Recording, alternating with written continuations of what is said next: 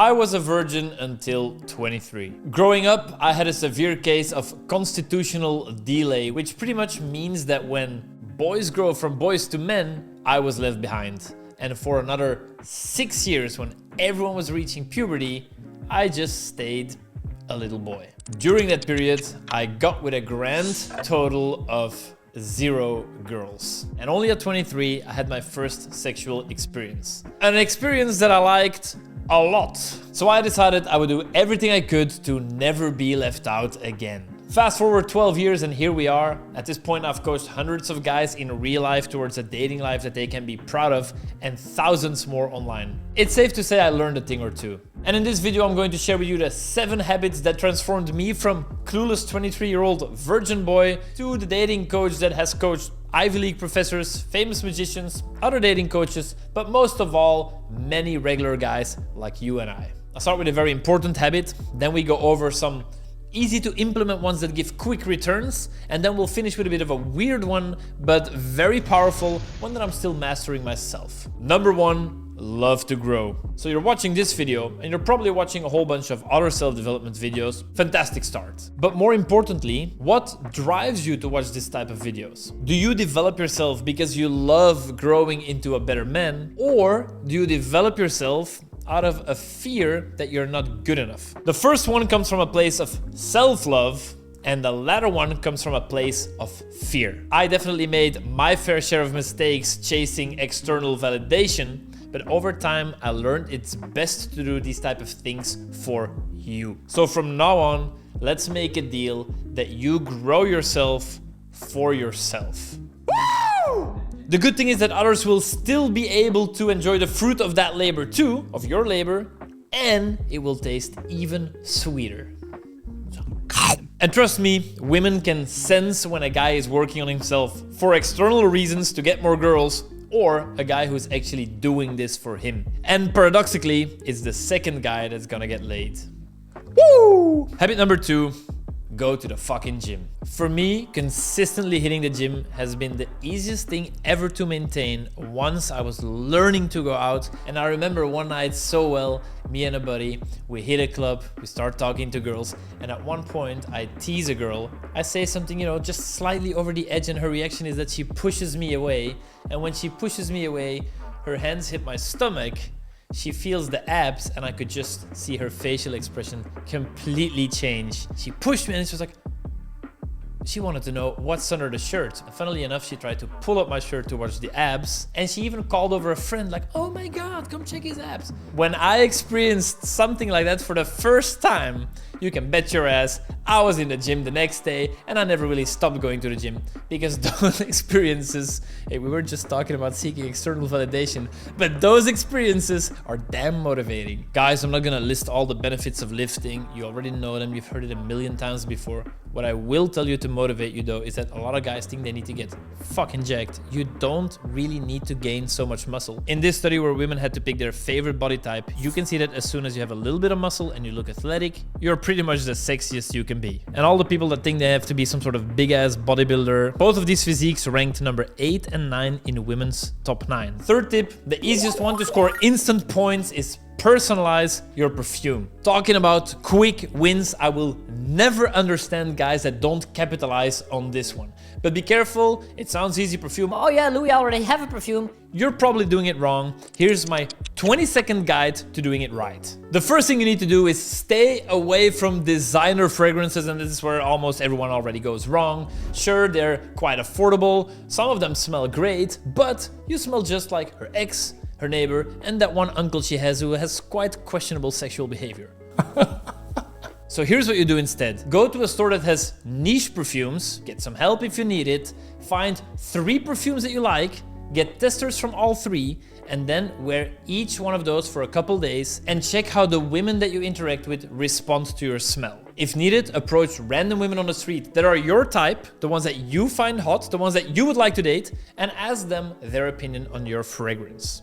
Hi, excuse me, a little bit random, quick question. I'm trying a new perfume. I'd like to know what you think of it.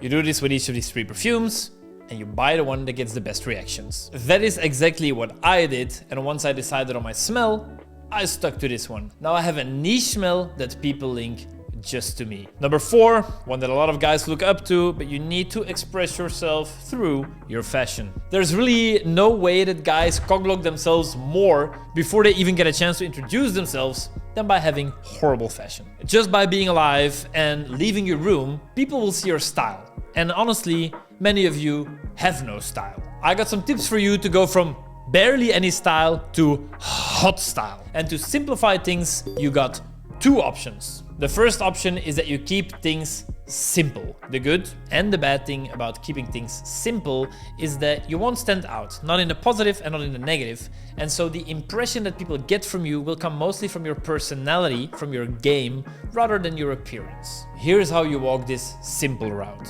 Wear some items that never go out of style. Think of a white round neck t-shirt that is just your size. An item like this is timeless and will very much simplify your fashion crisis. You can also wear the same shirt in black, like Hank Moody does every single day of his life in Californication. Besides these t-shirts, think of classics like a white linen buttoned shirt. For shoes, you can rock the classics like black Converse. I wore them yesterday, I wore them last week, I wore them 5 years ago, I wore them 10 years ago, and I'll highly likely still wear them 5 years from now. Another shoe that can hardly ever go wrong is a clean white sneaker. Guys, I'm saying a white sneaker, not a running shoe. And even though you've now been going to the gym, we need something to cover up those toned legs. A safe choice are black washed jeans or regular colored jeans. If baggy is in fashion, wear baggy. If skinny is in fashion, wear skinny. Not really sure what's in fashion, then look what the guys are wearing that are popular, that are also dating the type of girls that you would like to date. The second, more complicated route to having good fashion is to dive a little deeper into the matter and study the damn thing. There are plenty of good YouTube and Instagram accounts that hand out quality free advice. Once you understand fashion a bit better, you can make very strong statements with more risky outfits. For example, I'll rock pants like these. But to wear polarizing outfits, you need to feel comfortable wearing them, otherwise your whole vibe will scream self-doubt. To give you a bit of an example of how attractive these more risky outfits can be, the day that I shot this photo, I was doing a challenge in my 12-week attraction transformation, and all my mentees had to walk up to 3 women that day, and rather than giving the women a compliment, they had to ask for a compliment. Whenever I give my clients a challenge, I partake in the challenge as well. So I walked up to 10 women that day and asked for a compliment.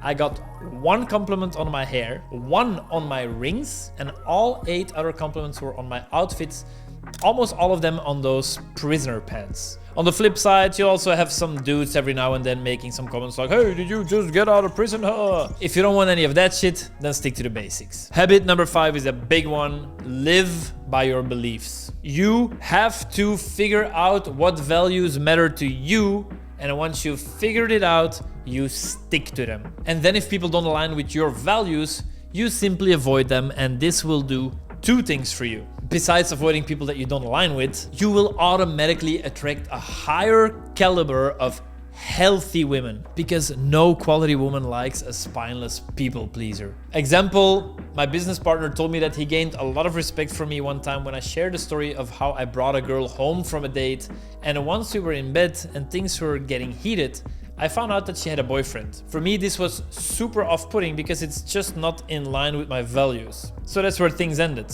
But a lot of guys would have said, "Fuck it, I'll just smash her anyway." And I used to be one of those guys. But that is no longer in line with my values, and I will act according to my values. Habit number 6 is making a strong impact with silent cues. A quick, simple tip that is much harder to implement than most guys think is your posture. I used to have absolute garbage posture. For most of my life, really, I would walk around with really slouching posture, and this got so bad that at one point, women who were brave enough, they would confront me and they'd tell me to fix it. Especially in this phone and computer time, most of you have forward head posture, rounded shoulders, or both. And not a single woman gets aroused by either of them. I vastly improved my posture, and so can you. For example, right now, while watching this, whether you're walking or sitting, do these 3 things. Number 1, pull your shoulders back. Number 2, put your shoulders down. And number 3, imagine that there's an invisible rope at the back top of your head pulling you upwards. That is a posture you should have. Whenever you catch yourself slacking, repeat these 3 steps. Habit number 7 is the weirdest and my personal favorite. Just exist. It's okay. Maybe you're fine right now, but so many guys are just not relaxed when they're in a social setting, especially with a cute girl that they like. They fidget, have restless eye contact or forced eye contact, or they feel like they have to perform in one way or the other. Like they have to say something cool, or they have to ask an interesting question, or they have to kiss her at the end of the date, and so on and so on. I want you to try something new.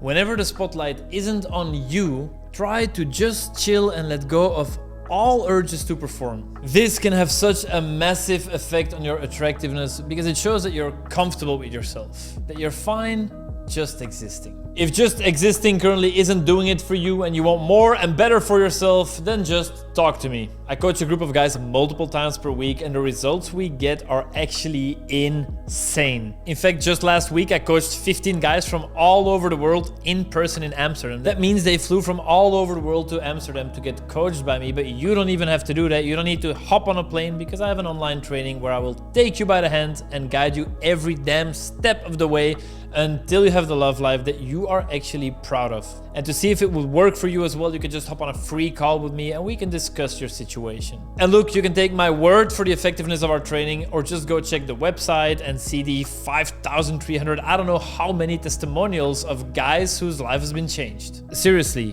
what do you have to lose? Link in the description. Call me.